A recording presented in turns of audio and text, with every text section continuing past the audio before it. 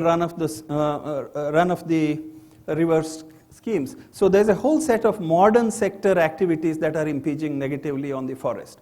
So all this complexity has to be addressed if you have to save the tiger. Whatever knowledge you have, it cannot be applied unless you address these complexities. And that was very clear to me.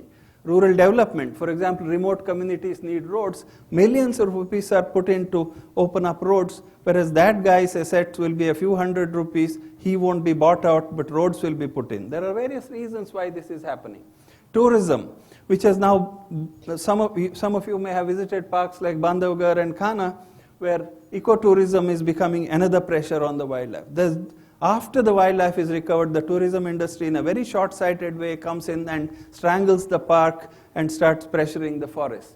So a set of problems, one after another, need to be confronted. But the biggest problem, from the point of view of saving that 3 or 4% which is under protected areas, is the problem of there being people and small holdings even inside these areas. And their numbers are increasing, their aspirations are increasing, and they want power lines, they want roads. So these parks will simply disappear if we don't do something.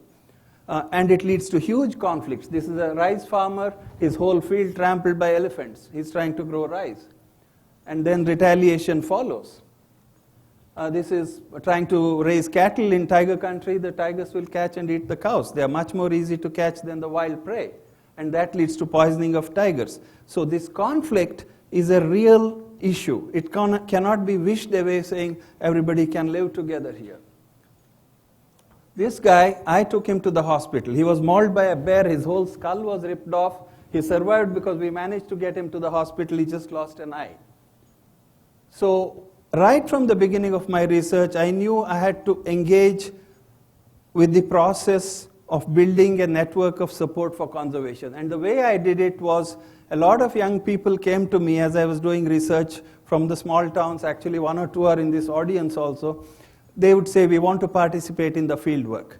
And I took them out to the field, made them collect data, and made them do dung counts, which is a particularly odious form of field work. It's very tough. And 90% ran away, never to come back again. But the 10% who stayed became real stalwarts of conservation. They had local connections, their heart in wildlife, and they were community leaders of conservation, but they were conserving not because they got a piece of the action or any material gain, but they felt they had to care for these animals. It was really Leopold's land ethic in a true sense. So this involvement of very large number of youth from the middle class and even forestry personnel, government personnel in all forms of research work, which was fairly substantial,